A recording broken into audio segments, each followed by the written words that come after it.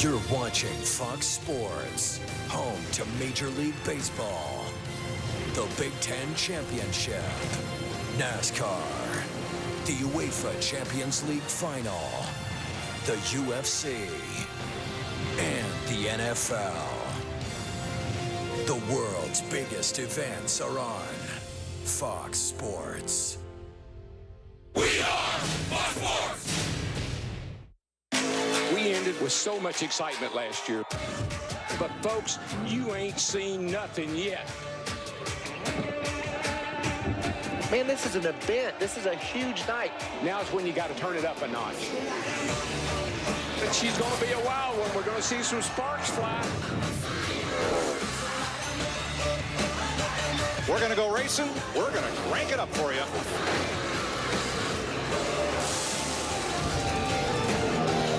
Time to go.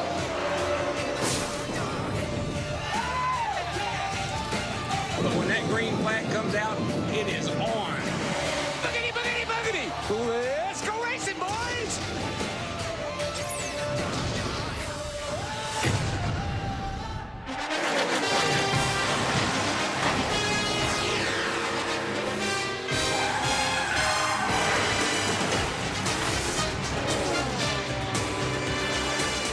Get behind you.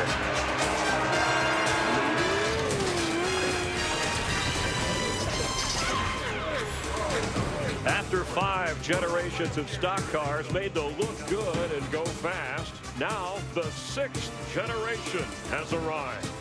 Tonight, you'll see NASCAR's best drivers for the first time race in the Gen 6 car. It's Saturday night, and we're live from Daytona. We welcome you to the Sprint Unlimited, presented by Sprint. Weather cool and breezy for this time of year in Central Florida. Temperature in the 40s by the end of the race, and glad you're with us for NASCAR on Fox. The Hollywood Hotel is trackside here in Daytona. Thanks for having us in your living room, on your laptop, wherever you're watching. I'm Chris Myers, along with two-time Daytona 500 champ Michael Waltrip, and the current, the reigning Sprint Cup champion. You saw him last year on the Blue Deuce, Brad Keselowski. Congrats on the championship. You begin defense of that title a week from tomorrow in the Daytona 500. Yes, we do. But before the Daytona 500, we have tonight, yes, Sprint Unlimited, a chance to see what we've all got. You ran in this last year. Of course, you have to be a pole winner or have won this event previously to run. So what will you learn tonight in the new Generation 6 car that you might carry forward or watching other drivers? Well, I'm going to be doing a lot of watching, Chris. There's no doubt about that. But it's colder. It's a lot cooler than what we have for the Daytona 500. So it's a little different circumstance, but a brand new race, a lot of opportunity for action. Nice to see him out of his fire suit and an anchorman suit, right? Yeah, he looks totally professional. Cleans up real good. You both were actually driving in the car. We've seen the cosmetic look. The Gen 6 car is more like the showroom car, Ford, Chevy, Toyota. But, Mike, what's the difference when we watch it on the racetrack? A couple of things I took away from today's practice session is you can really see out of these cars. The visibility's good. The spoiler in the back is smaller. So these guys are going to be able to look around and make moves and be confident about whether they have room to do that or not. The second thing is they don't handle that great here at Daytona. As we race forward with this Gen 6 car, it's got a lot of downforce. But NASCAR purposely took some of that downforce away for the races here at Daytona. And they handle pretty good when no one's pushing on you. But, Chris, you know what happens when they throw the green flag? They start pushing on each other. Yeah, and Brad, Rex, early you found out how wild that can be. Oh, absolutely. Well, I mean, here we had testing and we had practice. And between the two, we couldn't make it more than 10 laps without wrecking half the field. I don't see why it would be any different today. Look at you. You're right up in the middle of this crash. The car just gets turned sideways on the straightaway. You never know where you're going to wreck at Daytona. The straightaway is the hardest part. The way the rear ends and the rear suspensions are in these cars, it's very easy to get spun down the straightaway. I've heard a lot of things about this new car, the Gen 6, the equalizer, or it will reward the elite driver more so. Which is it? Ooh, I think, anytime a new race car comes out, the cream rises to the top. And I just love Kyle Busch, the way he drives one of these race cars. We saw him sideways winning that race a year ago. Jimmy Johnson is another guy in this field tonight that drives right on the edge of control. I'm shocked he won 5 championships. He would spin out about every other week sometimes, just getting a feel of the car. That shows you what kind of driver he is. Racing right on the edge. You got to race on the edge if you want to win tonight. First time tonight we'll see this car, the Gen 6 car, G6, right, if that's your fun word for the night, in a race, and 4 unique elements that fans can vote on. The race format, You can vote on the pit stop after the first segment or stops the cars eliminated from the last segment. On your Sprint phone, you can also vote for Miss Sprint Cup's fire suit. My favorite part. You have a choice there. The results for the format are in, and you, the fans, decided on a 30-lap, then 25-lap final 20-lap segment race. We thank you for getting involved. Voting continues at NASCAR.com/sprint unlimited. So your thoughts on this format? Well, I love the fact that the drivers went to the drivers meeting, didn't even know where they were going to start. The fans surprised them with that. And that put two guys on the front row, Carl Edwards and Mark Martin. Guess what? They crashed their primary cars. They started on the front row. They're already in the back. We're going to see that all night long in this race, mixing up the positions. I love the length of the race they picked. 20 laps at the end. These guys need that in order to position themselves and have a real shot at winning. And Brad, more likely when it's a non-points race to be all-out aggressive. Oh, absolutely. You know, all-out points race, you're not worried about, oh, if we wreck out of this one, my team morale is going to go down, all those other things. You don't care. I want the trophy. We talked about certain drivers here. You figure the usual suspects like Tony Stewart, Jimmy Johnson, quick to adapt to a new car. What kind of race count once we get rolling, and what other, might there be a surprise driver who shows up and handles this ahead of the rest? Well, I think it's going to be a tremendous amount of learning early in the going. We talked about not being able to push each other. We talked about the practice crashes. That's some of the things these guys have dealt with before. But Tony Stewart's won this baby 3 times. You'll have to look for Tony to be tough. But I like Denny Hamlin's attitude. I like how fast his Toyota Camry is, and he seems to be fired up to run this race tonight. He's going to be my pick. Well, we've already had 500 practice, which was a great indicator of whose cars have what speeds. And the 2 cars that really stuck out in my mind, Tony Stewart, Kevin Harvick. Yeah, and you'll be watching tonight. What will you be watching to learn in the new Gen 6 car or about your competition? Well, I think the biggest thing is trying to figure out how easy is it to push, and will they wreck each other when you do? We don't know. We've seen from testing. We don't know. I'm a driver. I have no idea. We're going to find out tonight. I just can't wait to watch it all unfold. We have a lot of questions that will be answered during the course of this race, and it's going to be fun to see these guys learn how to use these cars, learn how to use those bumpers, and learn how to get to the front and put yourself in a position to win. You're enjoying your championship so far, right? I am. I've had a few times to enjoy it, and I hope I can do it again. And we look forward to that defense again, opening a week from tomorrow at the Daytona 500. Front row qualifying for the 500 tomorrow here on Fox. But tonight, 19 drivers over 3 segments. You, the fan, have a lot to say about how it all plays out. We'll watch it unfold in the new Gen 6 car. You're watching NASCAR on Fox, live from Daytona, and we'll continue in just a moment.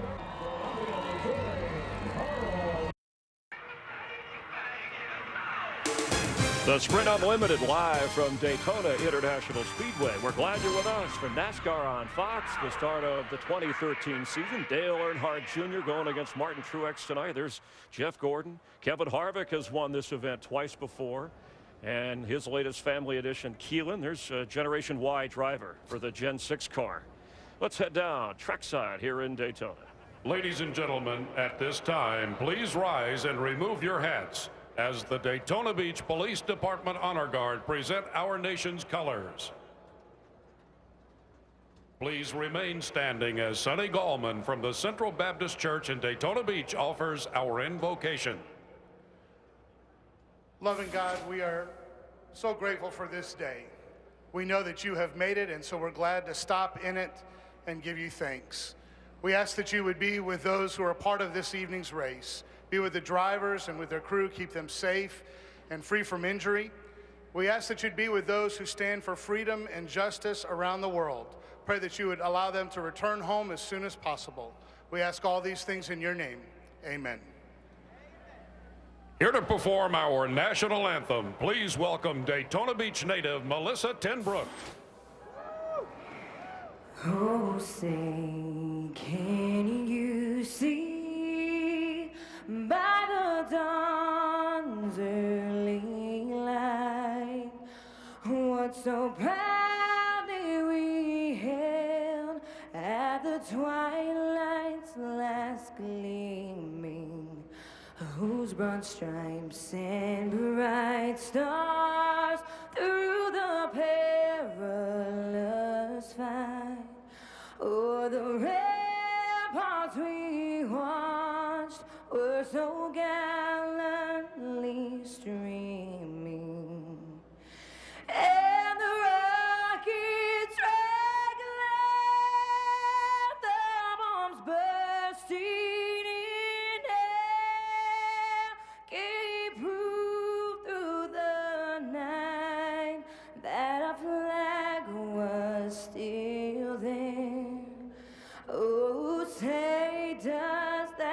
star-spangled banner yet wave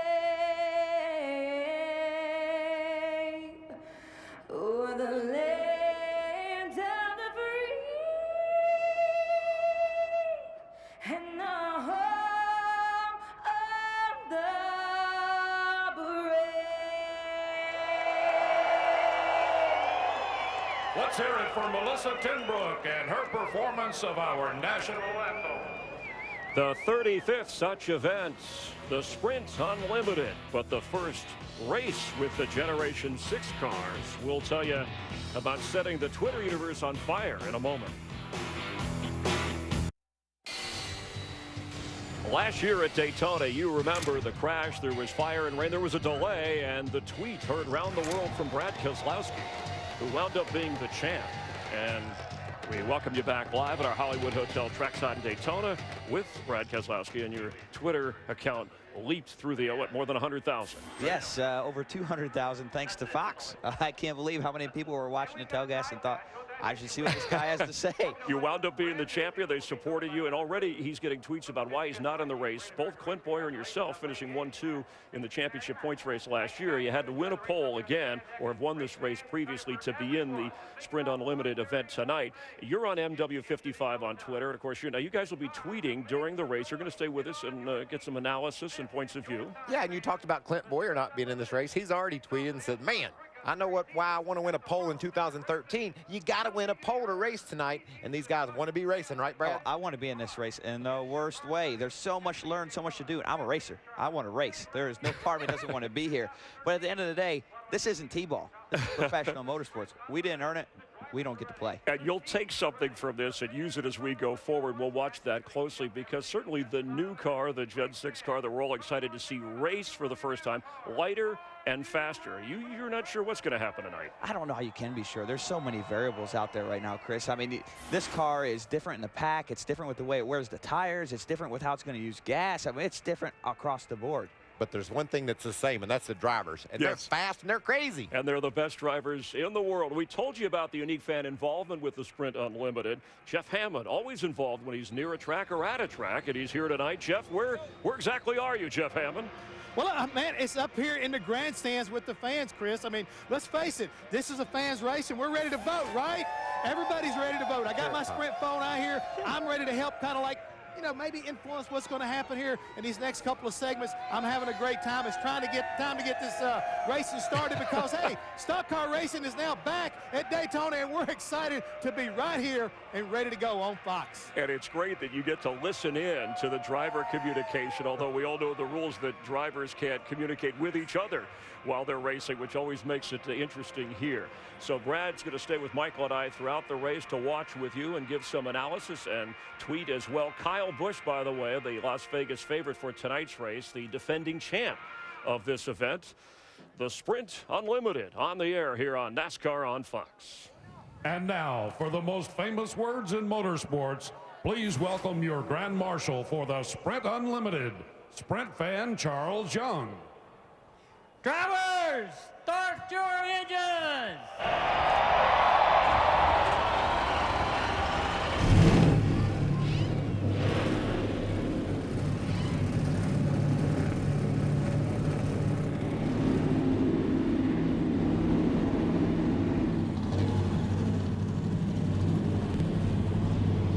Brad, Michael, and I will be watching from the Hollywood Hotel, and I'm sure you guys will be exchanging thoughts with the guys upstairs. Darrell Waltrip, Larry McReynolds, Brad's already tweeting. I'll be answering questions on Twitter. And Mike Joy, not only the new car, the Gen 6 car, but there's a lot of new things to be excited about in this new 2013 season.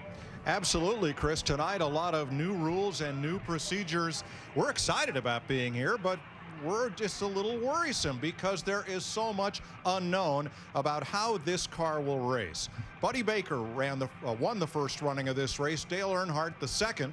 But in 1981, NASCAR introduced a whole new generation of car, Generation 3, and its first checkered flag was taken by Darrell Waltrip in this race. How'd you do it? Well, Mike, here's something we can always, cars change, times change, but drivers don't. What I did that night is the same thing we're going to see here tonight. I wanted it worse than anybody else, and I was willing to take chances in that race that the other guys weren't willing to take.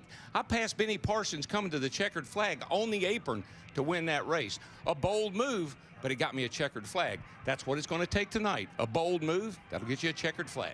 Larry, in January testing and last night, we've had so little drafting practice. Do we really know how much we don't know about what this car will do? No doubt, Mike, the key word of this whole evening is the unknown. With the car that we've raced here for the last number of years, I had a pretty thick notebook. I'm just starting to put pages in that notebook with this new car. I have no idea how it's going to handle for him, how it's going to draft up for him, and when I make adjustments, I really don't know how the car is going to respond. I'm going to start building that notebook tonight, but right now, it's a complete clean sheet of paper.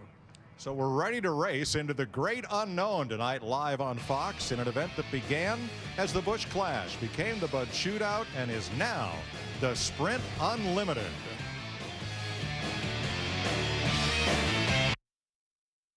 It's the debut of a brand new platform.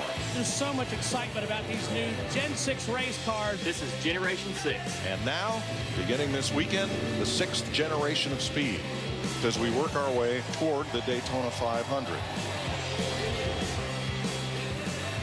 They're up on the banking in turns 1 and 2 on the west side of this 2.5-mile tri-oval.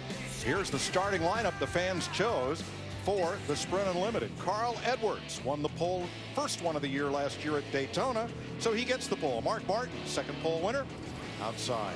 Casey Kane and Greg Biffle. Denny Hamlin and Martin Truex in Toyotas. Hamlin, a past winner. Jeff Gordon, two-time winner. And Eric Almirola, the only first-timer in the Unlimited. Joey Logano and Marcus Ambrose with 2 poles apiece last year. Jimmy Johnson, 4 poles. He won it in 05. Matt Kenseth has 2 pole positions. Kyle Busch, the defending champion of this race, and won Pablo Montoya, who had 2 poles last year. Tony Stewart, 3-time winner of the Unlimited, and Dale Earnhardt Jr. won the pole at the Fall Richmond race to make it in. Past winners in the field include Kevin Harvick, Kurt Busch, and Terry Labonte. 19 drivers to start. 22 were eligible. 19 are ready to roll and try to win $205,000 to the winner. Mike, let's talk to the man that ran second in this race last year. He's got 18 wins at this racetrack. Tony Stewart, it's DW. You got a copy, buddy? Yes, sir. Smoke, everybody's raving about this car. It's a beautiful race car. Look, it looks really, really racy. How's it going to race and how's it going to drive tonight? Well, give me 10 minutes and I'll have a lot better answer. I think a lot of us are sitting here wondering the same question right now, but, you know, we watched yesterday and, you know, the test, nobody knows even if we can push with these cars, so, but you're going to find somebody that's going to try it here in the first 5 or 10 laps. So I just think everybody's going to kind of feel it out here for a couple laps and see what we really have in a pack this big, and then we'll know what we can. So you've won this thing 3 times. You were second here last year. What kind of move do you think it'll take to win it this year? Again, that's kind of the hard part. Nobody really knows, but you're gonna have to be aggressive. There's no doubt. It doesn't matter what car it is. To win these things, you got to be aggressive, and you got to be at the right place at the right time. And you know, nobody knows what the winning move's going to be yet. But I imagine it's. I don't think you're going to be able to wait till turn 4 on the last corner of the last lap like we're used to. Well, here's good news. I just looked up aggressive in the dictionary, and there's a picture of Tony Stewart. Go get him there, Smoke. Everybody, thanks. Tony Stewart, 3-time winner. A lot of new rules here. Fans have already voted as to the race format. The race will be 3 segments. Those were the 3 choices, and the runaway winner. 30 laps, followed by 25, followed by a 20-lap final segment. Now, you can still vote on your smartphone or at NASCAR.com/SprintUnlimited for the pit stop after segment 1. No stop required, 2 tires required, or 4 tires. You can vote for how many cars should be eliminated from the race at the end of segment 2, and you can also vote on which of 3 fire suits the Sprint Cup can wear to victory lane. Vote often. Matt Yoakum. Mike, Mike, with so much uncertainty going into tonight's race, Jeff Gordon told me that tonight is all about education and opportunity. For the first time in 6 or 7 years, he feels like drivers have so much more control over their own destiny of who they want to team up with and strategy on the racetrack. But the biggest thing he's curious about tonight, looking ahead to next weekend's 500s, will we see 5 or 6 guys be able to lock up and pull a breakaway? Just so much unknown going into this weekend. Steve Burns? Thank you, Matt. I agree with Michael Waltrip. This is a Kyle Busch kind of a race, the defending champion of this event. But really, this night is about putting 2012 behind him. He won just once and failed to make the chase. He just told his spotter, we are trying to learn about the closing distances for these cars tonight, so pay attention to that. Now let's go to the fabulous Chris Devoto. Thank you, Steve. Well, he switched teams, colors, and manufacturers at the ripe old age of 40. Everything old is new again for Matt Kenseth. Now, yesterday, he took 100% of the blame for a wreck in practice. But just a few moments ago, he came on the radio and told his team, boys, I have been waiting for this day for a long time.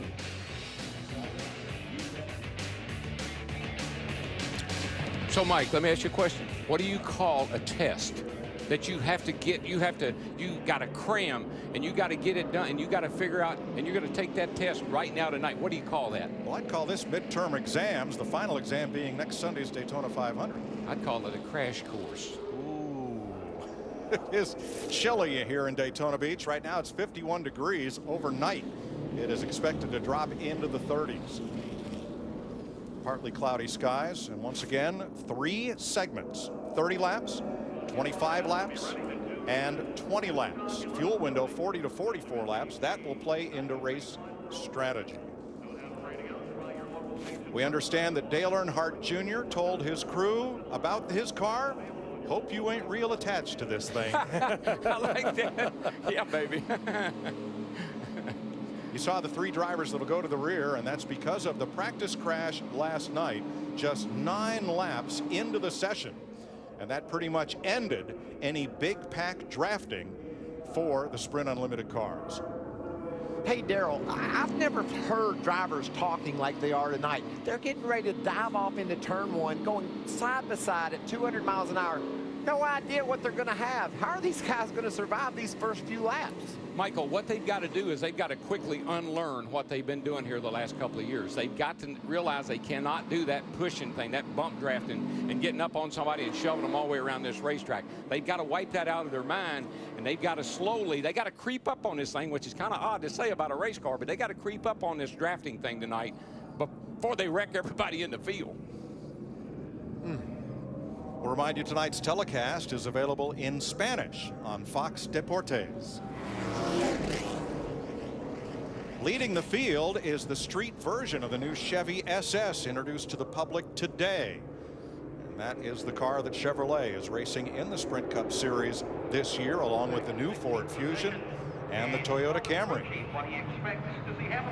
19 cars ready to go for segment 1, 30 laps. When the green flag waves, voting ends on what the pit stop will be at the end of this segment. So here's the moment we've all waited 3 months for. Time for the pace car to dip onto pit road, and for Sprint Cup drivers, 19 of them, to see their first green flag of 2013. Pace cars in. Here they come. Who's going to win the Sprint Unlimited? Boogity, boogity, boogity! Let's go racing, boys!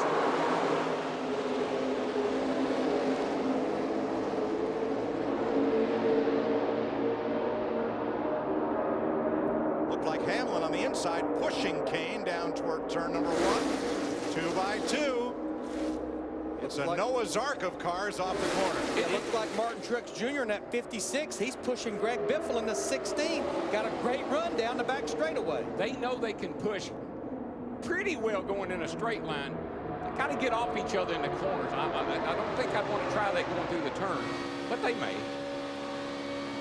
See him back off a little bit there. Give him some room. They may not do that as the night goes on, but that's kind of the right way to start this show off. And I believe these guys heard me, Mike, when I said, let's go racing, boys. They ain't messing around. Greg Biffle leads the first lap from Casey Kane, Denny Hamlin, and Martin Truex. And fans have voted. At the end of this segment, it will be 4 tires required to be changed.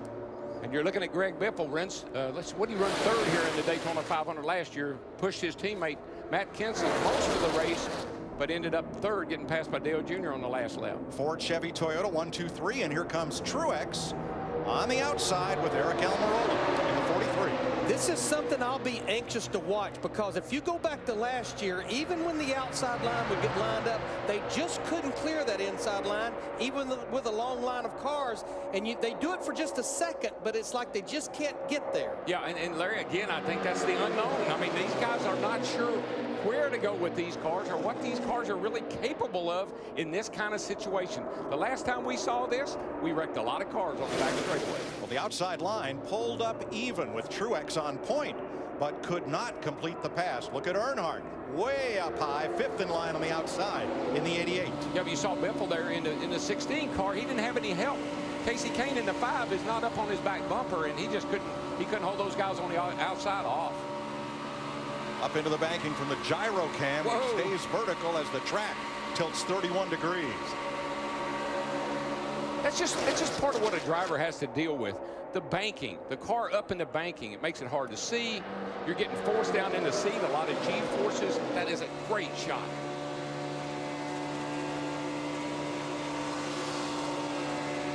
Harvick pulls up on Carl Edwards in the 99. And now Mark Martin ahead as Edwards dropped to the inside. And Larry, one car to pit road, Terry Labonte. We talk about these cars and whether the outside or inside will work. If a car is free, and we think these cars might be a little free, a little loose, you're going to run that higher line so you don't have to crank it down in the corner on the bottom so hard. So the outside may turn out to be the way to go. Labonte takes his car to the garage, leaving 18 to fight for the lead off turn 4. Teammates working together there. Jeff Gordon in the 24 just let Casey Kane in the 5 slide down in front of him. Truex's Toyota out in front of a pair of Fords. Marcus Ambrose, Eric Almirola, teammates for Richard Petty in the 9 and 43, and we're 3 wide. Yeah, you saw Matt Kenseth in that yellow 20 car. He was getting a push from Dale Earnhardt Jr. in the 88. Now he's going to jump down to the bottom in front of Ambrose in the 9. That 20 car is stout. Matt Kenseth looks really good in that car. He was upset with himself about a wreck he caused yesterday, but it hadn't affected the way he's racing tonight. Almirola goes from 2nd to 17th in the length of the backstretch. Stuck in the middle. Sucker hole. Mark Martin there right now in the 55, middle, 3 wide. But Larry, already, I mean, I feel pretty good. We're racing here 3 wide, and we're racing pretty hard. Everything looks to be going pretty smooth so far. Jeff Gordon and 2 other cars losing a bit of touch with the pack down on the inside and drifting backwards. You're riding with Earnhardt. Truex ahead in the Napa car. See, that's another thing, Mike, these guys don't know. Can I fall back and can I pull myself back up? That's something they'll be working on. They're going to have to find out, because this foursome led by Jeff Gordon in the 24 are losing touch with the leaders.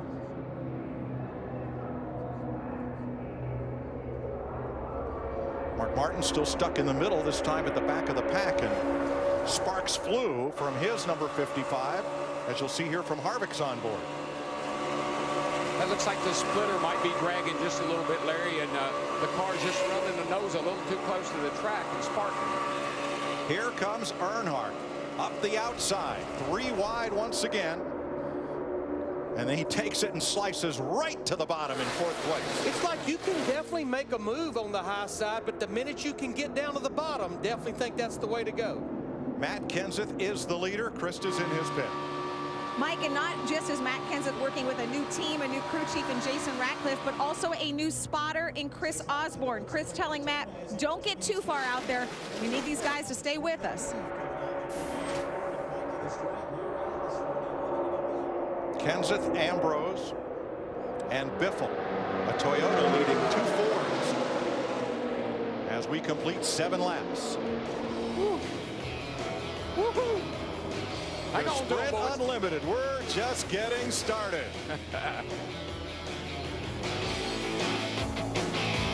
Following all new Monday at 9, 8 Central. NASCAR on Fox from Daytona, the Sprint Unlimited race break, and your leader is Matt Kenseth. He's led the most laps, the first of 3 segments tonight. Among the 19 drivers, we've had 3 different lead changes, 3 different leaders. You, the fan, can vote on your Sprint phone. Thanks for getting involved. After this first segment of 30 laps, we asked, no pit stop, 2 tires, 4 tires. 63% of you said 4 tires, so we are going to have a 4-tire stop. And these drivers, Chris, these cars are going to get more and more nervous every lap that goes by. You saw them 3 wide early. Now they're 2 wide. They'll try 3 wide again, but these things are going to get difficult to drive by the time we get out toward lap 30. You can go to NASCAR.com, and you saw the Myers in the Hollywood Hotel, and Brad Keselowski, the reigning NASCAR champ, is with us when the race started. Right away, Brad, you shouted out, they're already pushing. That's what it's going to take to make a move here, but we're already starting to see the cream rise to the top. Tony Stewart, he's coming. Matt Kenseth, he's been fast all along, and he drove right to the front. I heard you mention synchronized driving. Yeah, that's what this is early in the going, and you can do that when the tires are fresh. But the more laps they get on them, the more margin of error you need. And you know what the ironic thing about that is, Chris? As the laps wind down, people aren't going to give you any room.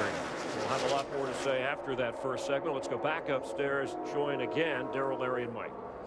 Thanks, Chris. Completing 12, or 13 rather, of 30 laps in the first of 3 segments tonight in the Sprint Unlimited. Matt Kenseth has led all but the first couple of laps. So far, Marcus Ambrose in the 9, Greg Biffle in the 16, unable to challenge, but here comes Stewart steaming up the outside in the number 14. Why has he won this race 3 times? Why did he run second here last year? Because he was not content. Brad Paisley could have written a song there a little bit ago about we were single file for a while. But now he went to the outside, and man, he's trying to get to the front. I think he's going to make it. He's got some good help there with Jimmy Johnson. Yeah, he's got a little bit of help from 2 of the Hendrick drivers, Jimmy Johnson in the 48 and Casey Kane in the 5. There is Greg Biffle on the left, and the number 16 Ford. Here's Steve. And Mike, his spotter Joel Edmonds is talking about what the guys behind him are doing. You heard Kyle Busch talk about closing rate. That's exactly what Joel Edmonds is doing. Stewart gets tagged and holds on. Behind him, they're going to pile up. Hamlin, Johnson, Busch, Martin, Gordon. And Tony Stewart cut down in front of Matt Kenseth. I guess we're going. Got a little bit loose, but then these other guys reacted to it, and they all crashed. The defending champion of the Sprint Unlimited, Kyle Busch, heavy damage. Mike, that 1969 Daytona yellow on Jimmy Johnson's car, Corvette color. Not much left of it. Mark Martin torn up. When you watch this, Mike, you're going to see that Matt Kenseth sees Tony Stewart's got to push. He pulls up in front of Tony Stewart. When they get to turn 1, Tony dives to the bottom, but he clips Matt. And Tony almost wrecked, but he hung on. First caution flag at 15 laps complete. Halfway through the first segment, you see drivers climbing out to assess the damage. See, watch. All right, we're going to have a look at Tony Stewart and the 9 of Marcus Ambrose to the inside. See, Tony right here, Matt's going high. Tony says, I'm going to get under him right here, and he just gets the clip by Marcus Ambrose just a little bit in the 9, and then these guys all react to it. Hamlin hit the brakes. His teammate Kyle Busch got in the back of him. That pushed him up into somebody else, and away they go. And Mark Martin almost made it through, got hit in that right rear, and shot to the outside wall. Montoya, who has lost an engine in Daytona 500 qualifying practice and was in the wreck yesterday, sneaks through. Watch his 55 car. He's going to get clipped right here when he's trying to get by right there, and man, he nails that outside wall. See a side window pops out of the car. That was a terrible lick. That's also Mark's second car. Remember, he wrecked in the practice here yesterday.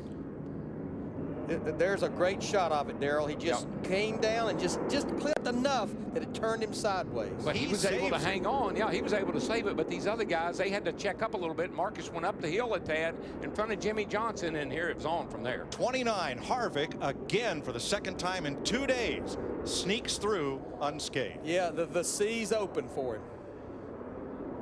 You see Hamlin's number 11 down to the bottom. Let's ride along. 18 with you. Watch it.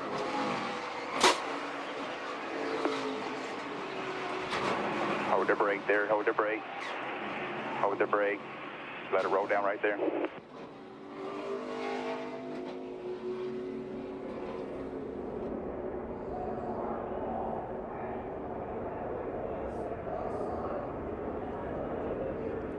And now inside the low Chevy of Jimmy Johnson. Yeah, here you're going to see Marcus Ambrose in the 9 comes up. He has to check up a little bit when he gets clipped. He'll come up right in front of Jimmy Johnson and breaks Jimmy's momentum, and when he does, they make contact. Okay, inside, right here. inside. Here, Jimmy, get out of the gas. We're in it, fellas.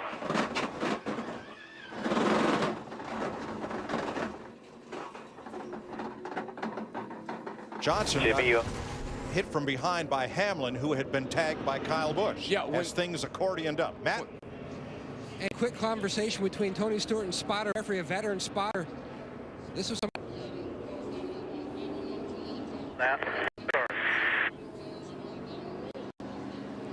And Stewart said, "You didn't clear me. I thought I could make it," and he didn't. He took full apology for that incident. Well, 2 of the Joe Gibbs cars, Hamlin and Kyle Busch. 2 of the Hendrick cars, Jeff Gordon and Jimmy Johnson. 2 of the Michael Waltrip cars, Mark Martin and Martin Truex, along with Kurt Busch. Steve Burns. Caught up with Mark Martin. It's been 13. What? Gosh, I hadn't seen a replay yet, but I saw a car sideways, and I thought, sideways up there, and then the cars up higher on the racetrack tangled for some reason. It really happened. We were headed, we were going to get there, and I got squeezed. I tried to squeeze Martin down. He was there. I couldn't move down any further. 24 was coming, and I couldn't move. But somebody got turned, and it looked like a crack. And gosh, we didn't get very there, did we? Everybody at Michael Waltrip Racing, fast race cars, and the 500 still to come. Thanks, Mark. Let's go back. Unlimiteds for Mark Martin, tying for the most. But for Mark, it's over. Sprint Unlimited is sponsored by Sprint. Millions of fans, one family, only Sprint. Beat them all. Join the family at sprint.com/speed. Lap 15, 7 cars involved in the wreck back of the Hollywood Hotel, including Kyle Busch, who won last year. And, this is not about the generation of car, Brad Keselowski, more the generation of driver. Well, as drivers, we're all learning. And Tony Stewart looked like he had a hole, thought he had a hole. In the old car, he might have. In this car, he didn't. We heard Darrell talk to Tony before the race, and he said, I got to figure this thing out, DW. And right here, what a run Tony had. He's thinking lead. We've seen him be aggressive since the drop of the green. He was the first guy to shoot to the outside when things kind of strung out. He smelt the lead, dove into a hole that wasn't there, and unfortunately, a lot of really good cars were wiped out because of that. A learning process, Mike, as we continue with the drivers in the Gen 6 car.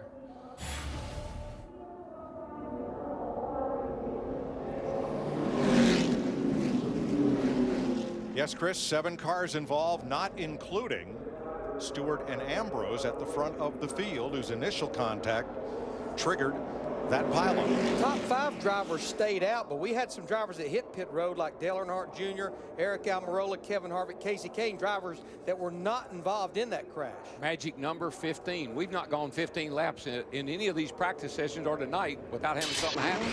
Kenseth and Stewart stayed out, along with Ambrose, the 16 of Biffle, and the 99 of Carl Edwards. They did not pit under this first caution flag of the night. We're back to green. And Larry, one thing about this car, it may be a new car, a whole new design, but it acts a lot like that car last year. Remember how many times Kyle Busch got sideways on the apron, sparks flying, just like Tony Stewart tonight.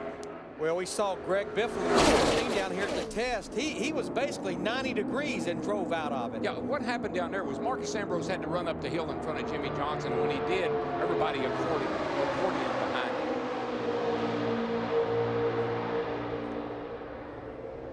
Matt Kenseth out in front. Down to Steve Burns. Michael Kyle Busch has just assessed the damage to his race car. And Kyle, I know you don't want to be in the garage this early. Tell us about the racing out there tonight.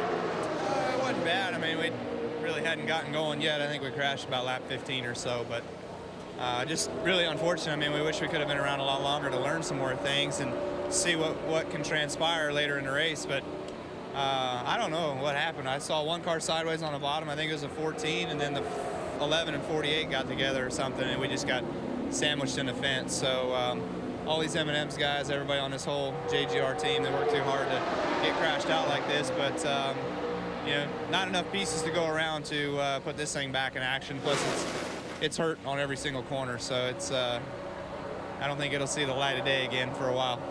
Thank you, Kyle. Appreciate your time. Let's go to Jeff Hammond. Yeah, I'm here with Jimmy Johnson. Jimmy, from your viewpoint, what happened? I saw sparks in front of me, and I'm not sure where they came from and what started that, but I saw sparks and I knew it wasn't going to end well, and sure enough was collected. So just unfortunate. Didn't get many laps, but I got a few. I got a good feel for my race car.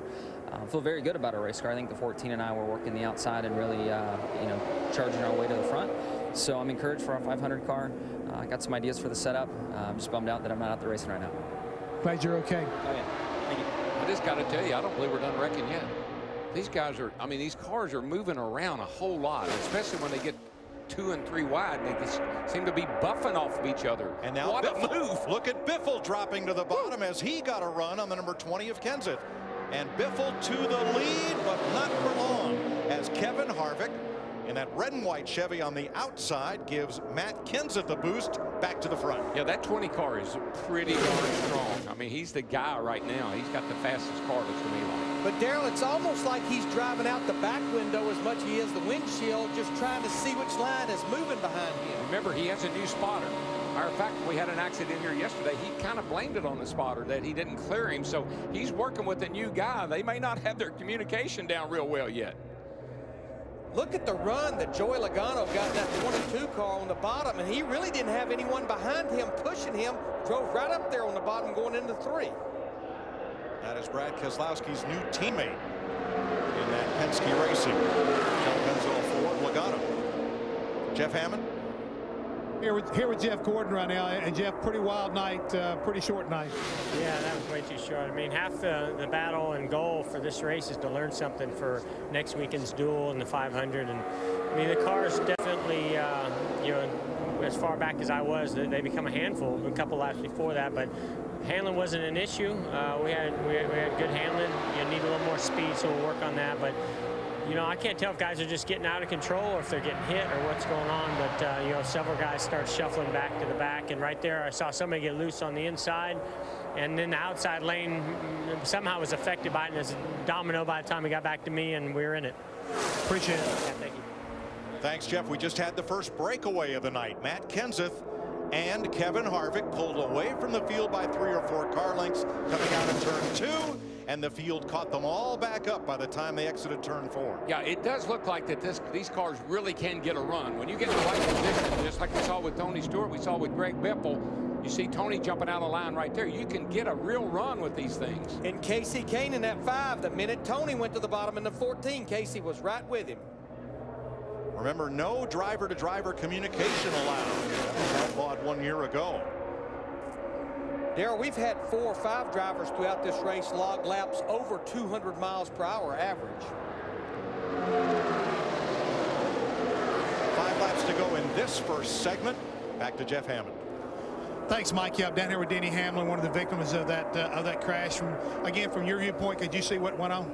Yeah, it looked, whatever happened with Stewart, whether he got hit or just got loose, but looked like some guys were starting to fight handling issues just a little bit right before that wreck happened. But shame for our FedEx Camry, but wish we could have ran a little bit more, but it's part of this race, and we at least handled the elimination part already.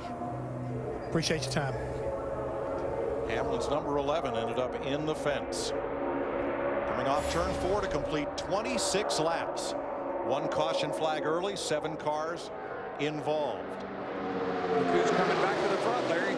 Making a charge up that outside again, Tony Stewart. Got a little help there. Martin Truex Jr. in the 56 and 3 or 4 other drivers right behind him. Next time by would be the last opportunity to pit under green. Doubt there'd be any takers since there's a 4-tire stop mandated at the end of this segment. Yeah, I think the only way that would have been an element if the fans had voted to no pit stop as far as changing tires. I think they would have come in and gotten fuel before that caution. But I think it shows how knowledgeable the fans are that have been doing the voting. They're voting for racing on the track, not some trick gimmick thing. It's all about being on the track. So as the last car in line, that is Marcus Ambrose, comes past the commit line now, pit road closes. And we have 3 to go in this first segment. what I like about what the fans voted, that's going to take fuel strategy out of this race, because they're going to be able to come in, get 4 tires, fill it up with fuel, and then we'll have roughly 45 laps to go with the 2 segments at the end. Steve? Mike, interesting insight from Dale Earnhardt Jr. He told his team the outside line will accordion so bad and we would all go backwards. It was weird. Bottom line works the best. Yeah, that outside line doesn't look it's working too good, except for Tony Stewart. He's out there and making moves, man. Here he comes again. Strong horse right there. That 14 car, Tony Stewart, is looking racy. Looking back from Stewart, that is Martin Truex. Traveling with Stewart. Matt Kenseth alongside, now in 3rd. Martin's able to get just close enough to Tony to give him that shove that he needs. He's up on that right side where you got to be to make a push. But Kenseth's car is so strong. He went back to the point unaided. Tony Stewart's pretty sneaky. He might decide that, well, I don't think I'll show Matt everything I got right now. Dale Earnhardt Jr. in 88 was making a run on the outside, then he got drop kicked backwards. You can see he's still losing spots. 29 complete at the stripe. Kenseth the leader. One more lap in this first of 3 segments of tonight's Sprint Unlimited. Here comes Tony. Tony Stewart is just not ready to give it up on the outside, and now he's got a little bit of help from Kevin Harvick in the 29. And Matt has, and Kenseth has no help. 5 with you. You're clear. You're clear by. Well, you do the math. 1 Toyota against 3 Chevrolets lined up on the outside. Kenseth's able to hold his own pretty darn good down there all by himself. Here comes help. Carl Edwards in the 99's trying to get up there, but Smoke's got this segment, I think, under control. No points, no money for leading the segment. Well, now he'll be the first on to pit road, and it will be Tony Stewart to lead segment 1 at the conclusion of 30 laps. Matt Kenseth second, Kevin Harvick, Carl Edwards, Casey Kane. The top 5. Biffle, Truex, Montoya, Almirola, Logano, the top 10. Ambrose and Earnhardt are the 12 cars running at the end of 30 laps. Okay, boys, let's take a deep breath. Whew. This kind of racing makes me a little tense. Now they will have to hit pit road and take 4 tires. They'll put fuel in it, and it's basically a race off pit road, just like a caution coming out in a normal race condition. And that is the difference between the 2 segment breaks. In this one, the first car off pit road will be the first car to restart. In the next segment break, the way they come in is the way they will go out. It's a no win, no lose pit stop.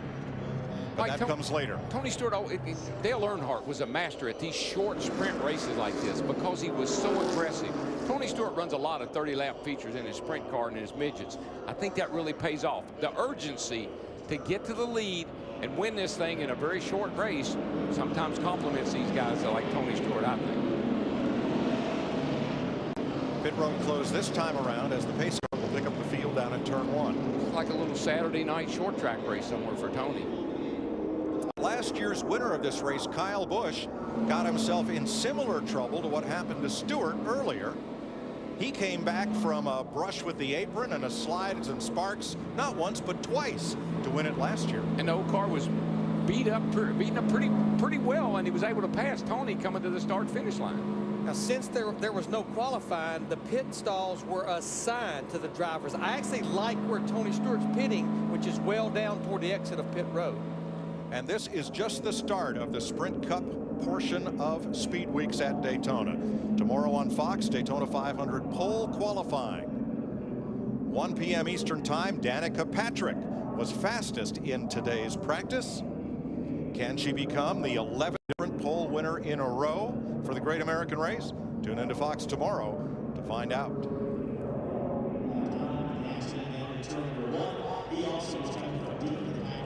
The fans voted at NASCAR.com and on their smartphones for a 4-tire mandatory pit stop during this break. And, you know, we talked about all they've done to build these race cars. I promise you, these pit crews, they've been practicing all winter long, but it's been 3 months since they did it in race conditions, in the race on pit road, having to jump across the wall and with competition. And this winter, like in any major professional sports team, there are changes of personnel and people working together for the first time. And we've seen drivers in testing and even in practice come down pit road and make a simulated stop on pit road because they haven't made a pit stop either. Steve Burns. And to that point, Matt Puccia, the crew chief for Greg Biffle, said don't slam on the brakes too hard and pin the nose of the car to pit road. Biffle saying the car is a little bit draggy. Krista? Matt Kenseth being reminded that his car is yellow and the number is 20. Remember, he's with a new group this year, 4 tires. This is the first stop for Matt Kenseth. He did not come in before. Meanwhile, Kevin Harvick back in for a second time, 4 tires again. Matt? Tony Stewart said his car is simply amazing. He can generate momentum on the top or in the bottom lane. He needed his car snugged up and just a little too free as that fuel burned off, but his car very strong. And the big winner on pit stops, Kevin Harvick. The closer comes out first. Because he came in third, so he beat 2 other drivers off pit road. 15 laps in, 7 cars hard into the wall and to the garage. 1 out of 3 segments complete in Daytona.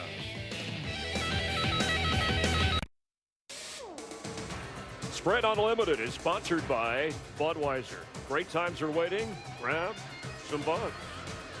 We welcome you back live to Daytona. 2 segments to go. The fan voting, and thanks for getting involved here. Remember, you can vote on a couple of things as you have already. We asked you about the elimination, and you voted not to eliminate anybody, although you heard Denny Hamlin at the end of the segment already joke about the 7 cars involved in the wreck that we've done our own eliminating. Still one more thing to vote on your Sprint phone, or however you can vote. Go to NASCAR.com/Sprint Unlimited, and that is the fire suit for Miss Sprint Cup. That's what we're voting on right now. Yes, we're going to vote on your suit, Brad Keselowski, in a moment. But watching as 19 drivers started this, and the Gen 6 car for the first time in a race here at Daytona, and aggressive on lap 15. In fact, Brad said Tony Stewart the guy to watch, and Michael, he was aggressive. Yeah, he dove to the bottom to try to take the lead early in the going and causes this big crash. But you know what, Chris? That hasn't slowed Tony Stewart down. He went back to the top side of the racetrack. A very aggressive move around Matt Kenseth on the outside, and he wound up leading at the first break. So aggressive fashion sometimes causes wrecks, and other times it gets you the lead.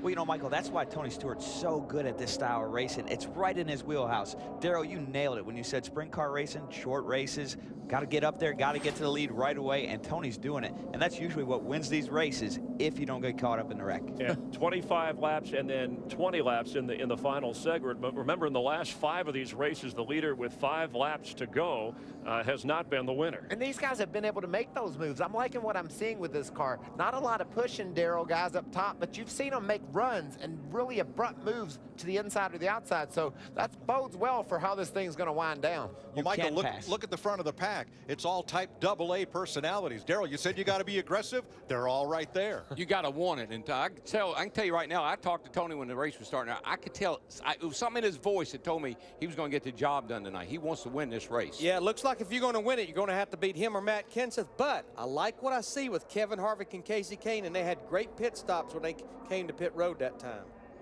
I like Kenseth's car. He's been able to put it high, put it low, and put it back to the front without help. Segment 2, 25 laps. Green laps, caution laps, all count. Then we'll get to the final segment of 20 laps. So we're at the midterm segment right now. Green flag, and Greg Biffle on the outside pushes Kevin Harvick's number 29 to the lead. Yeah, Kevin Harvick was the leader, and he chose the outside line for this restart. You know, Greg Biffle in the 16 car, early in the run in the first segment, seemed to have a car that could run up front, but it fell off a little bit at the end of the race. Maybe they made some good adjustments with tires, and Biffle can be a play. Look at Harvick all by his lonesome. Can he clear Stewart? No. Tony comes back on the bottom with a little drafting help from Casey Kane in the 5. Didn't go below the yellow line. He just went on the yellow line. I think that's acceptable. Really aggressive side drafting is what we're seeing here, DW. And you know what? For Tony, it's working. Yeah, he's a master at that. He knows how to get along that door and just get that perfect pull from that car, even from the side of it. It doesn't have to be along, right up behind it, along the side of it. And look how it rocketed him right to the front. Yes, sir. Kane now in second, Kenseth, the yellow car, third, and Harvick on the outside with Biffle. there's a little pocket of air out there when you're alongside a car. Krista? Mike, Kevin Harvick may be on the move because, well, like father, like son. You see, Keelan, their little son, was on the move today. In fact, he crawled for the very first time. Well, his dad is doing a little bit more than crawling right now. He's up there running. Yeah, Kevin put Keelan in the driver's seat during pre-race ceremonies, maybe for a little luck here. I think Harvick is determined for Keelan to be a driver. They had put him in everything in the world ever since he was 3 months old. Got his own little race car. That group behind Kevin Harvick in the 29, they keep trying to get to him to push him, but it's almost like right there when they turn off in the corner, Darrell, that's where Tony Stewart really seems to pull away in that 14. He's got some good corner speed, but that 29 is not a slouch either. He's pretty good down this back chute. Watch him.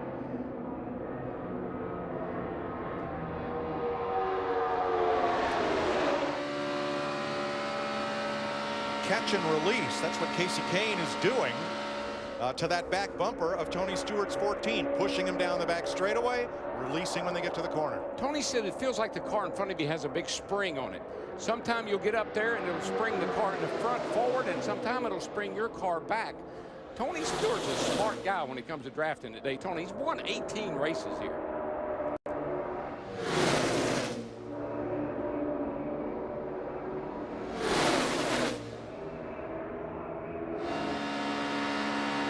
Looking back from Stewart, here comes Harvick once again with Biffle, Logano, and Earnhardt on the outside this time. I just believe that Greg Biffle is just not, he can't help Harvick a whole lot. He gets up there and helps him get to the lead, but he falls off. He can't stay there. Darrell, you're a little surprised that with the lead of Harvick got there that he didn't jump down to the bottom, but now he's got them 2 by 2 behind him coming through the trough. And Larry, that's what I call it, working both sides of the street. You watch that mirror, and whichever line's coming, that's the one you get in front of. You just saw a preview of Kevin Harvick's last lap move. He's out there going to school on this crowd and figuring out how to beat him. He's building his notebook. Yes, he is. Well, all I can tell you is a bunch of hungry hounds behind him. Steve. And one of those hounds at Joey Logano in the 22, his first ride with Penske after moving over from Gibbs. Now, he said that his car feels a little four-wheel drift in the center of the corner. That's not comfortable.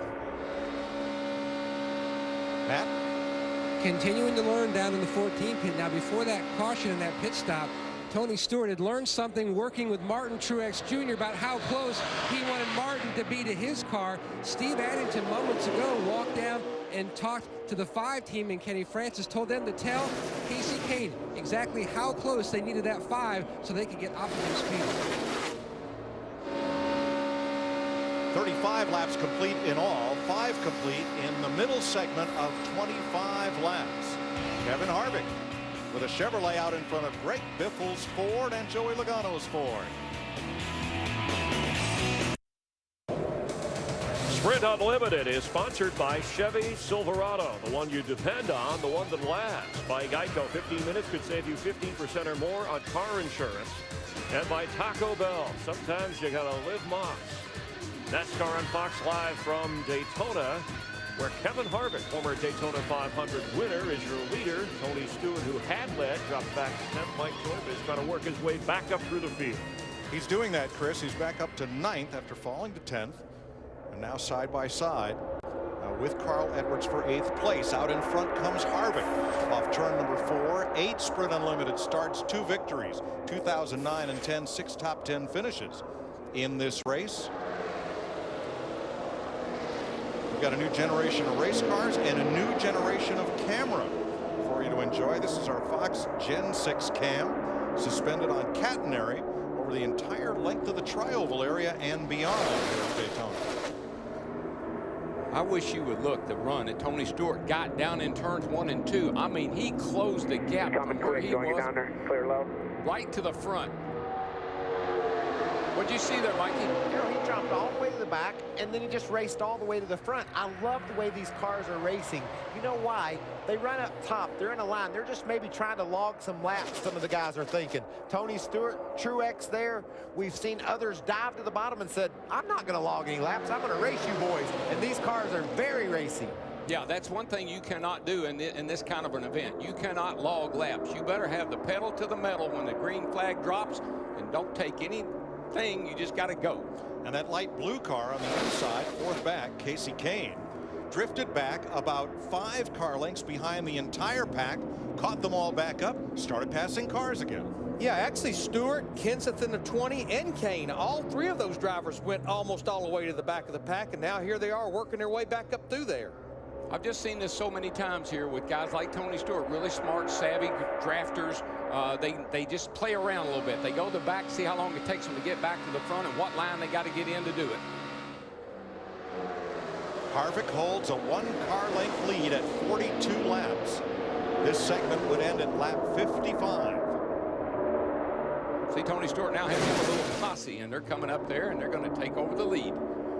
Now, the running order at the end of this segment matters because the way you come onto pit road will be the way you leave pit road. So leading this segment at lap 55 will be important. There's one thing I have not seen yet. That's somebody lay into the back bumper of somebody and push them very far around the racetrack. Maybe a little on the straightaway, but not much in the corner. We hadn't seen that white flag wave yet. I'm just waiting. I'm just saying.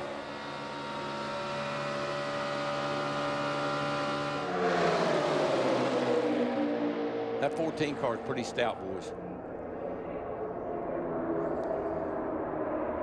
He was trying to do that side draft off Kevin Harvick in the 29 right there as they were getting off into turn 1.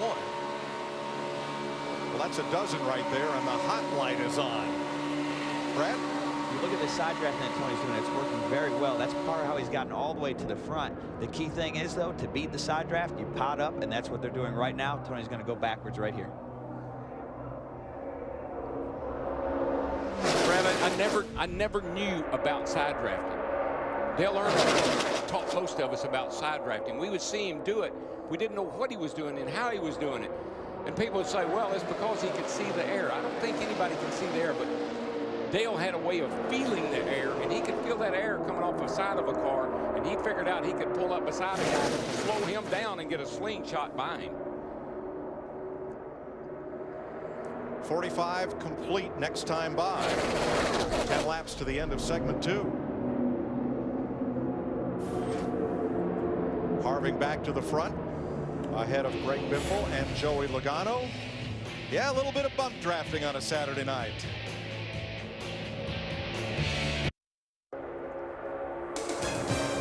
Welcome back to Daytona as they come off turn 4. It'll be 6 laps left in segment 2 of tonight's Sprint Unlimited.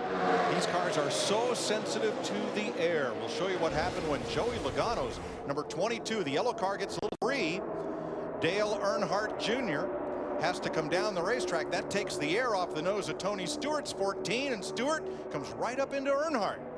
Yeah, remember the 22 was complaining about being a little free in the middle of the corner. When Junior ducked out from behind him, that caused him to get a little loose. Junior goes down the hill. Here comes smoke, and that save. Yeah, that's exactly what I saw at DW. This air pockets are so critical to running well at Daytona, and if you want to win the Sprint Unlimited, you're going to have to use every one of them to get to the front. Brad, I mean, you talked to me about a bubble, like there's a bubble of air. And yeah, those bubbles are what these cars work on. That's what makes the draft go. We listened in on Tony Stewart. Sorry about that. It just took the nose away. Carl Edwards to the inside of Stewart. Jockeying for position in the last 5 laps of segment 2. That one car lonesome trailing the train is Dale Earnhardt Jr. After that little incident right there, I mean, it kind of took the wind out of Dale Jr.'s sail. You can see he's got some damage to his left rear. It's hurt the performance of the car. Well, the good news is in about 4 laps, he'll be able to come to pit road. And as you said, Mike, you don't lose any positions by what goes on pit road during this next caution at the end of segment 2. 10 up high, 1 down low. Casey Kane trying to come from the back in the light blue Farmer Chevy, but can't make any headway on Matt Kenseth. And Carl Edwards in that 99 car back there, he has been like an accordion. He'll work his way to the front, get shuffled to the back. That's happened about 5 times to him. Remember, he started at the rear because this is a backup car from the crash yesterday. Just telling you, this is a nice Brad Paisley song. We've been in single file for a little while. 3 laps left in segment 2 when they come back to the stripe. Kevin Harvick has been out front for the last 8 laps. We'll make it 9 as they come across. Harvick, Biffle, Logano. And Truex. Steve? The comment from Dale Earnhardt Jr., you see him towards the back. He just says, I get loose when I'm away from the front car in the draft. So he's trying to get back up there, Mike. I tell you another thing, too. I think if Kevin Harvick did the math real quick, Biffle, Logano, and Ambrose, he might get ganged up here coming to the end of this segment. You can see Dale Jr.'s got a significant amount of damage on the left side of his car.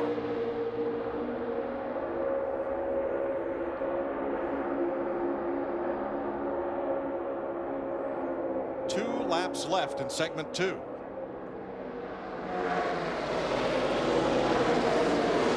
here's where Junior's troubles might have started.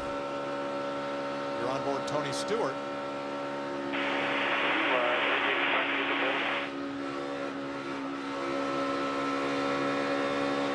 Pretty significant contact there. Put a good year on tour. Lap and a half, last chance to gain position for the final scheduled stop.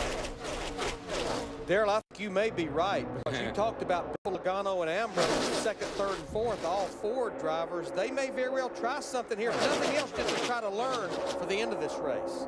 Yeah, but also they know that they're going to come out of the pits in the position they're running in. You might not want to give that up either, so you may just ride it to the finish. But I believe if I was Harvick, I'd be keep an eye on those guys, because they may make a run on him down the back here.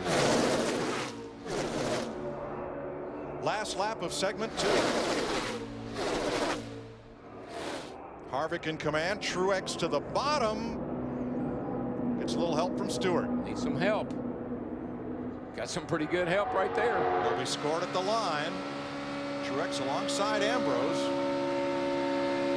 Eases ahead into 4th. Takes to the top side. That leaves Stewart on the bottom with Kenseth. Here they come to the line. Harvick will lead segment 2 from Biffle, Logano, Stewart, Truex. Too close to call would be Kenseth and Ambrose. They'll be on pit road shortly, and we'll get set for the final 20 laps of tonight's Sprint Unlimited. Sprint Unlimited is sponsored by Sprint. Millions of fans, one family, only can feed them all. Join the family at sprint.com/feed. 2 segments down. Mike Joy, 20 laps to go. This should be the final pit stop of the night. Greg Biffle says his car is pretty good. They're going to add some tape to the nose of that Ford, make a chassis adjustment. Martin Truex Jr. saying his only shot to win is a ride with the 20 or the 14, Krista. Gil Martin, crew chief for Kevin Harvick, reminding his crew a normal pit stop. Don't do anything we wouldn't normally do. They're changing the 4 tires. The most important thing, Kevin Harvick said, I have no issues. Matt? Tony Stewart's car so impressive tonight. He says the car, though, free on entry through center of the corner. He said, you need to really tighten me up because this next segment is going to be very ornery. Thank you, folks. Now, the cars are stationary because NASCAR will line them up in the order in which they entered pit road. No gain, no loss of position pit stop.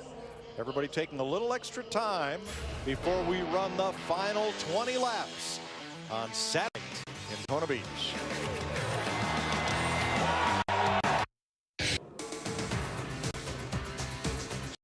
Spot the new 2018 Ford 150 with Ecos by Samsung Galaxy. By Aaron's. You don't need credit. All you need is Aaron's. And by Geico. 15 minutes could save you 15% or more on insurance. We're live here in Daytona. 20 laps and aerial coverage provided by Goodyear. Everything we learn making tires that face the fence of NASCAR inspires what we roll into yours. Goodyear, the official tire of NASCAR. In the first segment on lap 15, Tony Stewart with an aggressive move, creating a 7-car wreck. Remember, just 19 cars starting the Sprint Unlimited. The Gen 6 car in its first race, and drivers taken out included Jeff Gordon, Denny Hamlin, Jimmy Johnson. And your segment 1 winner was Tony Stewart. But an aggressive move later. Yeah, he's coming off turn 4 here. And you can see Dale Jr. low on Logano, and Tony Stewart runs out of room and gets all over Dale Jr. Look at him. He's into the side of him. And you know, we're riding along with him here. Never lifted off the gas. You said you don't need any credit. It's a good thing Tony used all his up. And at the end of segment 2, your segment leader is Kevin Harvick. And as we welcome you back with Michael Waltrip, Chris Myers enjoying the race, the Sprint Unlimited, Brad Keselowski, and you at the beginning of the pre-race show mentioned Harvick and Stewart in the Gen 6 car. With 12 drivers remaining and 20 laps to go, they're the guys to beat. Absolutely. Well, I love what I see in this Gen 6 car, and that is the same old thing you always see in racing, or you should see in racing. Aggressive drivers are being rewarded. They're driving to the front. And Tony Stewart, Kevin Harvick, they're aggressive, and they love Daytona. You know what I love? They get in a line, but they don't stay there. These cars spread out. They're able to make moves, and it's going to be a fun race to follow to the finish. You talked about Tony Stewart. We've seen how fast he was. Also, Kevin Harvick. But there's also guys laying there. Joey Logano is one of them that I've seen and has a really fast car. Things far from over. 3 of the last 4 events here have been decided on a lap. So that's one thing to stay tuned for also. And I know Brad's been waiting all night. Fans for having voted at NASCAR.com/limited. But your voting is all in, but we will reveal the outfit, the Fire and Cup. NASCAR's red carpet. Here it comes. I'm perplexed. I like them all. Meanwhile, we have 20. We're going to check in. Ready with Dale Earnhardt Jr. Steve Burns is ready with an update on the 88 car. Steve? Well, Chris, at the break, Dale Earnhardt Jr. says the engine sounds a little bit sick, but it hasn't lost any power. I checked with the crew. They said the gauges all look good. And also, there's no air rub on the left rear of the 88. Let's go to Jeff. Information. Steve, a lot of talk about what's going to happen in these final 20 laps. So we've already seen one big crash, and I think Darrell Waltrip said it best. I don't think the crash is done yet. And the reason for that, everybody thinking about there's going to be more crashes, Hendrick Motorsports is prepared. They have 5 body plates back in Charlotte, and they are ready in case they tear up any more race cars. The 48 and the 24 are already on their way back to Charlotte, and we'll be back down here as backup car for the Daytona 500, guys. We have seen some wrecks, but tonight here, the pushing really hasn't caused a wreck. No, we saw a good push at the start of the race, a couple of break on, but since then, no one's really tipped yet. Oh, it's Michael. It's coming, really right? early, and it's definitely coming. What you're seeing is to make moves, you side draft to each other and pull away. To beat this, I know this, but for the fan home, you have to push draft. And the more aggressive you are, the better that's going to work, and the more able you are to wreck as well. And Darrell, he says it's late in this, our final 20 laps. It really is, Chris. And this is the you're probably going to tick somebody off segment. Sure. Because this is when you're going to do whatever it takes to win this race. This is for all the marbles. This is the showdown right here. Well, in segment 1, Matt Kenseth and Tony Stewart were class of the field. Segment 2, Kevin. Who's going to come out of the pack and surprise us in segment 3? Well, what Michael said, I keep watching those 2 Fords back there, Greg Biffle and Joey Logano, but with 20 laps to go to get to victory lane, all these drivers have 4 fresh tires. I would say of the 12 that's out there, all of them believe they can go to victory lane. Ready to go for 20 laps in the final segment of the Sprint Unlimited. Field comes out of turn 4. 12 remain of the 19 starters. Here's what I believe. I believe that 14 and the 29 get together and they can work together. That's the winning combination. Harvick elected the outside. Biffle the inside. Stewart pushing Harvick. Logano pushing Biffle. Here we go. Yeah, Matt Kenseth in that 20, he was pushing Tony Stewart in the 3, you're pushing here. Let's roll. You see Biffle getting up there. He knows he's in trouble. He's want to try to squeeze in right here behind Matt Kenseth if he can, or he's going to go way back. No, that hole filled up. Casey Kane, or excuse me, Carl Edwards right there. I just believe those 2 cars at 29 and 14. I know Matt's fast. We'll see what he can do with these guys. Look at the run that Matt Kenseth in that 20 car got. He just drives by Kevin Harvick there. Not quite. He drives up to him, and it kind of like he hits that arrow of wall of air, and it slows him. I'll tell you what, at 29, Kevin Harvick, he led him to the checkers in the last segment, and he's right back at him. He's going to be hard to handle. Harvick, Stewart, Logano up top. Matt Kenseth on the bottom. He's got Greg Biffle with him, then Truex and Ambrose. Matt Kenseth needs somebody to help him. He really needs another Toyota to get up there and help him. But you got to remember something. Those two guys at 20 and a 16, they're teammates from last year, and they're still good friends. He keeps trying to chip away at it at the bottom, Darrell. It's really who can get up there and help. If Tony can stay up there with the 29 and help, great. If Matt can stay, if Biffle can stay with Matt, great. Krista? Well, one thing Matt Kenseth said before this segment started, his car needed a little more grip. He was mostly loose, but not bad. He just came on the radio and said, I had to take a shot at the lead. Get me back in line when you can. Looks like the only space in line is going to be at the front. Here comes Kenseth again with a big run into turn number 3. He comes dead even with Harvick. Can he get further? Not this time. He's got to have some help, Mike. He's got to have that 16 car of Biffle get up there and help him if he's going to break through that wall of air. And Darrell, it's almost like he's so strong that he keeps pulling away from Greg Biffle in the 16. Saw Biffle.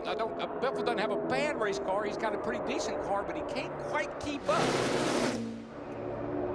Car length lead. Stewart. On the outside. Wow. Joey Logano's 4th, 3rd on the outside. Casey Kane in the blue car. 5th on the high groove. Then Eric Almirola in the 43. And every guy right here, all 12 of these guys, are all thinking about a strategy.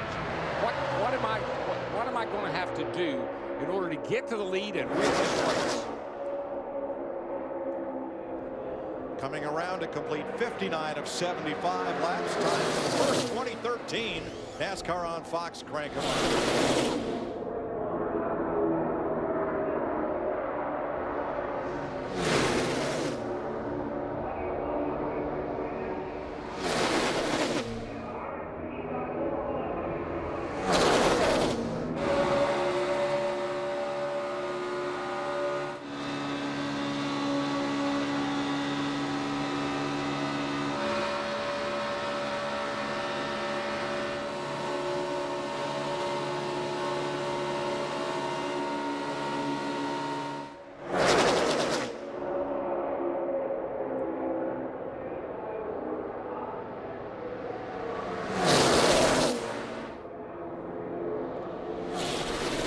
Laps to go. That's what a sustained 8,500 RPM sounds like.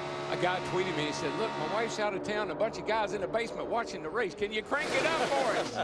Well, there you have it.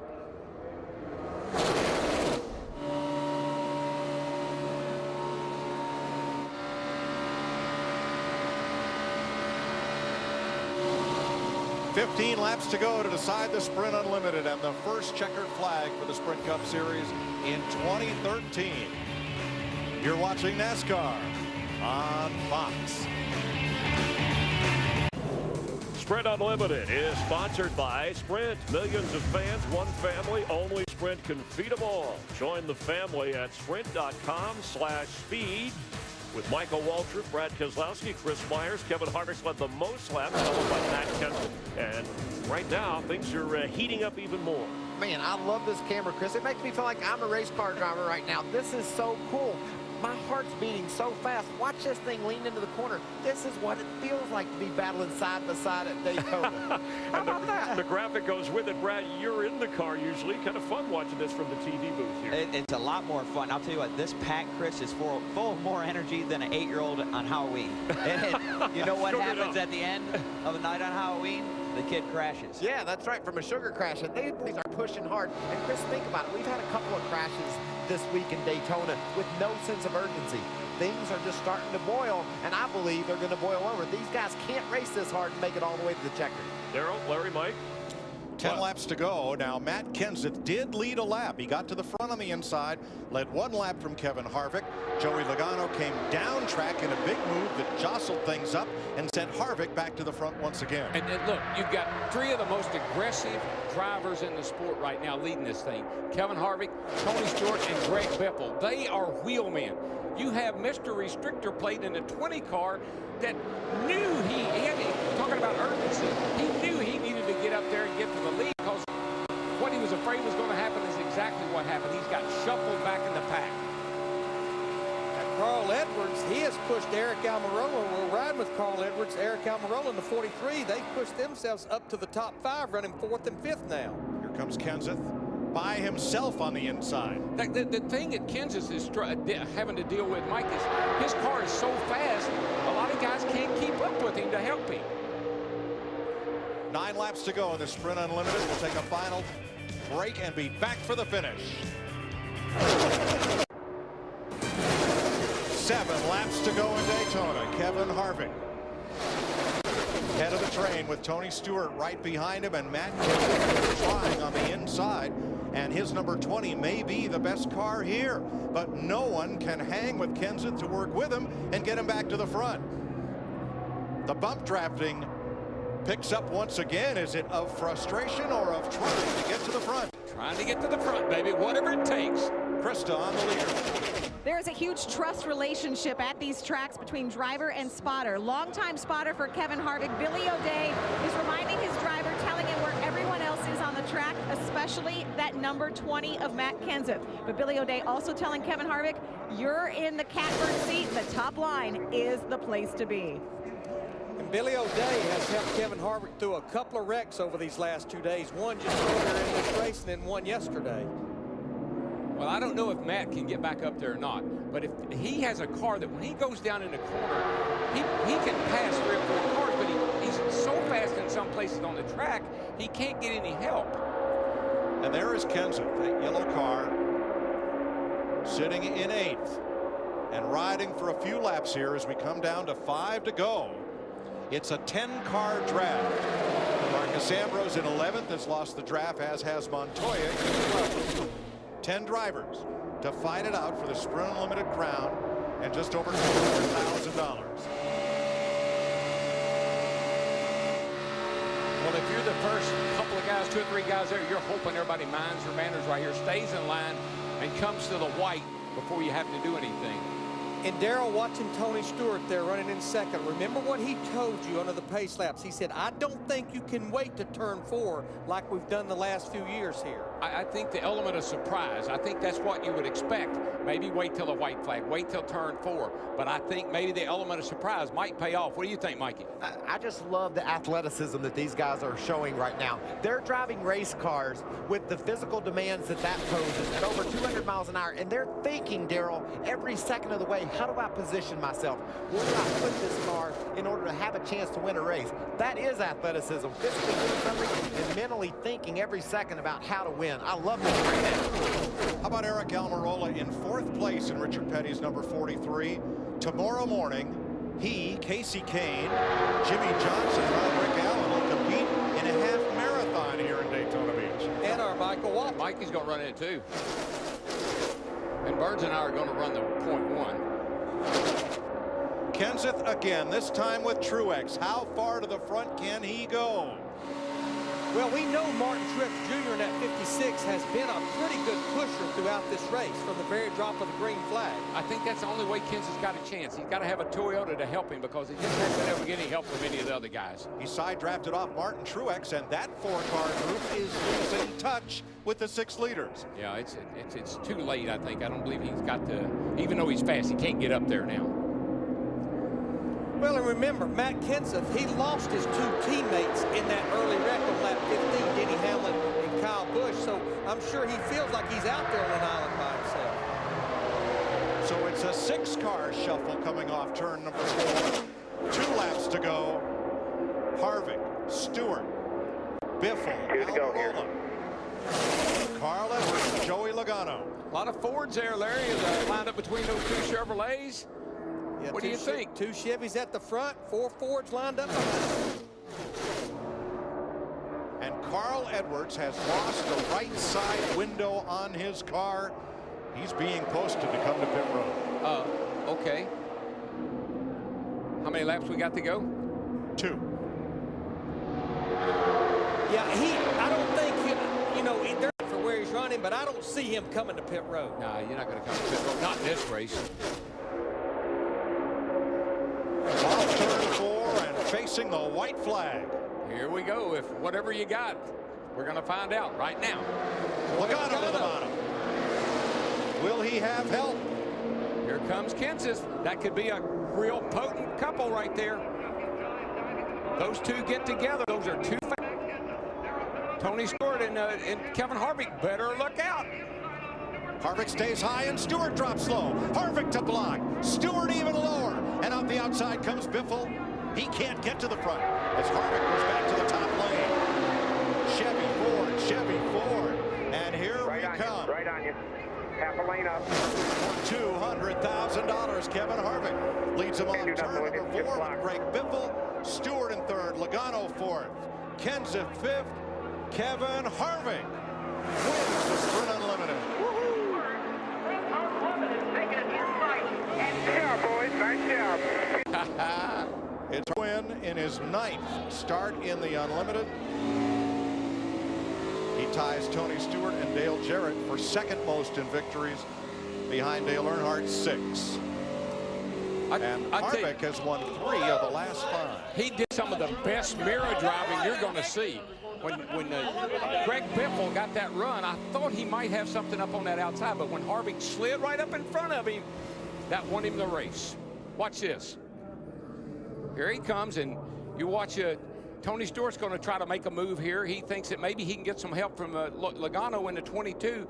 There's a block, but Logano can't keep up with Tony. So here comes Harvick back to the outside. Biffle's got all the momentum in the world right there, but Harvick puts a little block on him. From there on, smooth sailing. Clear high, clear high, clear high. Watch his eyes, watch his eyes. Right on you. Right on you. Watch the inside now.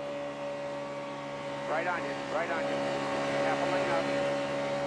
Daryl, if Kevin had waited 1 split second later, it would not have been pretty. It wouldn't have been. It would have got really ugly off turn 4.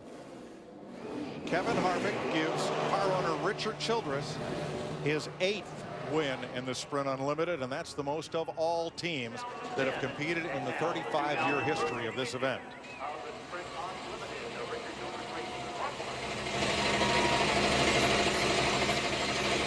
I think he might have broken it right there. Oh, that one. Oh boy. Turning over okay. Did it? Think so? Think it did. Oh well. What the heck? They don't mind. They'll go push in the victory lane. Way. This begins Kevin Harvick's final season with Richard Childress Racing. He'll move over and be a teammate to Tony Stewart in 2014. At the end of 2012, he floated it out there that he probably would not return after 2013. He wins the next to the last race of the year at Phoenix, and here he starts off by winning the Sprint Unlimited. Larry, he told me, he said one of the things that he wanted to be able to do was leave this team a winning. He wanted to be a winner when he left his team. And he wanted this team to be in great shape when he left there. And he can always lay claim to fame. He won the very first race in the Generation 6 car. They need to hit the reset button. I think it's the ECU unit they need to hit the button. I think they need to push the victory lane and forget it. He told the crew not to touch it. Well, he'd like to light him up. The 75 laps were unlimited, and now here comes the wrecker for a push.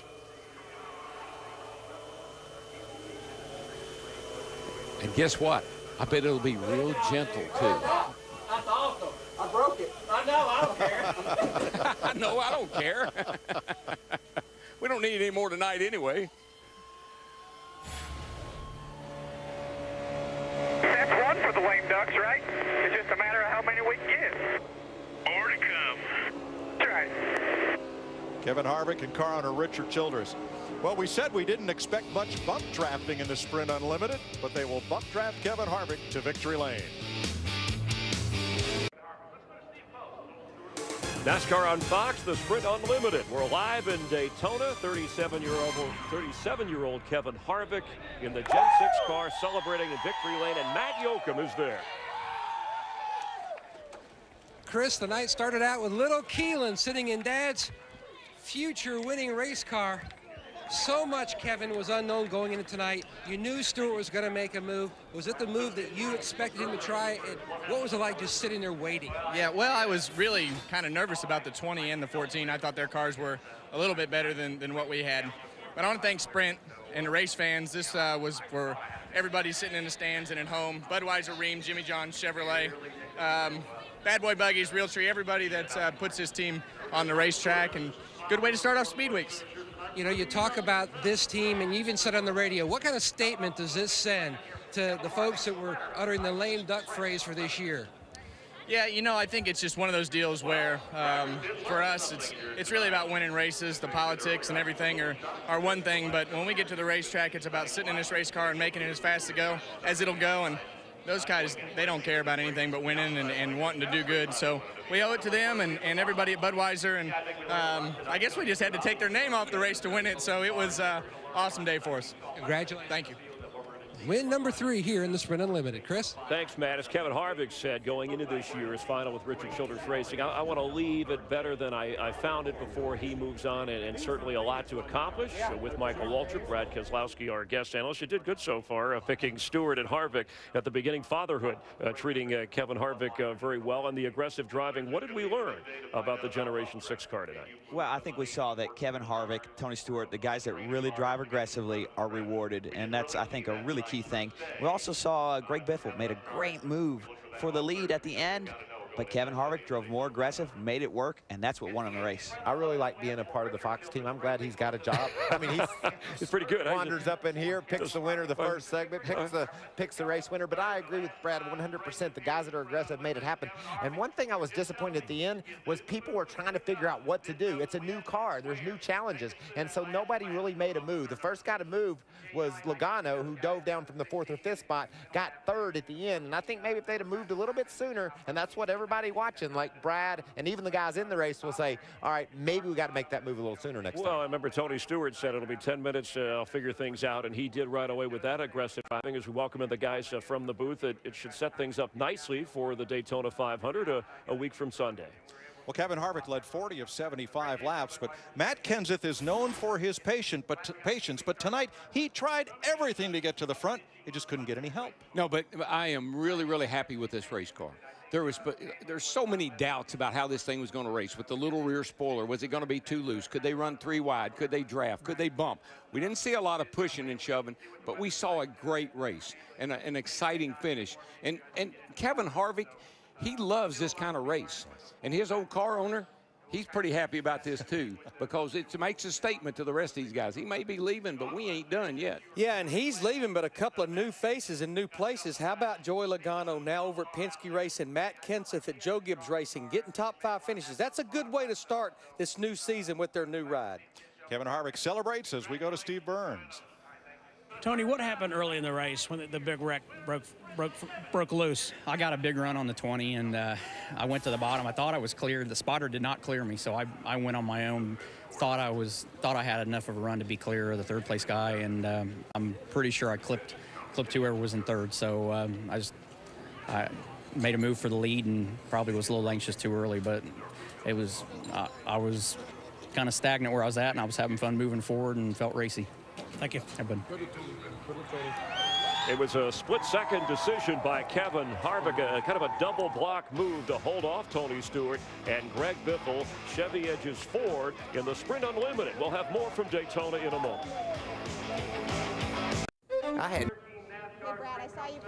Terrific move by Harvick to win, an aerial coverage provided by Goodyear. Everything we learned, making tires that face the growing demands of NASCAR, inspires what we roll into yours. Goodyear, the official tire of NASCAR. I talked about athleticism and split-second moves. Watch what Harvick did there twice. That's amazing that he was able to squeeze his car up in front of Biffle, and that drove him off to the win. What a great last lap Kevin Harvick drove.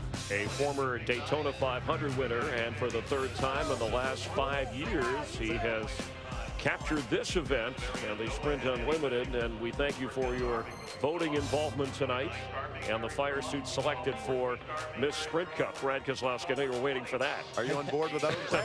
My favorite part, NASCAR, Oscars, it's almost the same. But thanks for having me here, guys. Yeah, out of your fire suit, you'll be back in there tomorrow for the front row pole qualifying and then opening defense again of your championship a week from Sunday in the Daytona 500. Yeah, you know, Miller Lite Ford, we'll be back, ready to go. We got to defend our title next weekend, Daytona 500. Let's do it. And you'll be there as well. Yeah. You're looking for, you guys trade your suits for fire suits. He'll be back out there as well. I like that other suit better. I got to be honest. This one was nice. My other suit's better. The Daytona 500 defined my career, winning here before, and every year I can't wait to be a part of this great American race. Yeah, he reminds me of that always when I see him. I'm a 2-time Daytona 500 champ. I go, yeah, okay. You're a pretty good anchor man.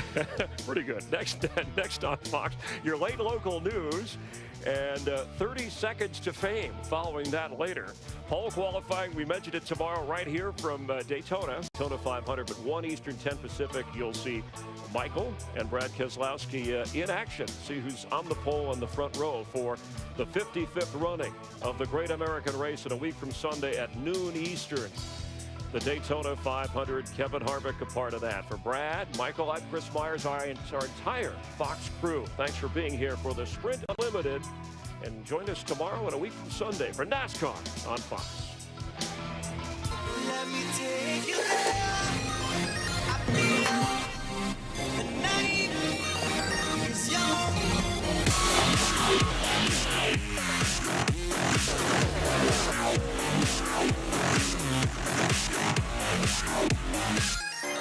That's one for the lame ducks, right?